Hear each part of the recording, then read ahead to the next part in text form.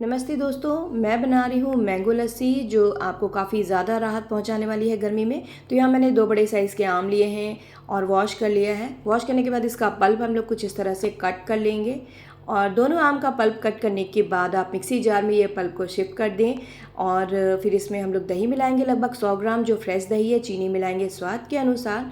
Ice cubes मिलाएंगे 5 से 6 जिससे लस्सी एकदम ठंडी बनेगी। इसको ब्लेंड कर लेंगे हम लोग मिक्सी जार में और फिर मैंने ये पल्प जो है जो लस्सी तैयार किया है इसको एक कप में निकाल लेंगे। गार्निश करेंगे ड्राई फ्रूट्स में जिसमें मैंने इसमें बादाम, चिरौंजी और केसर लिया और ये देखिए यमी लस्सी बन के हम लोग की रेडी है।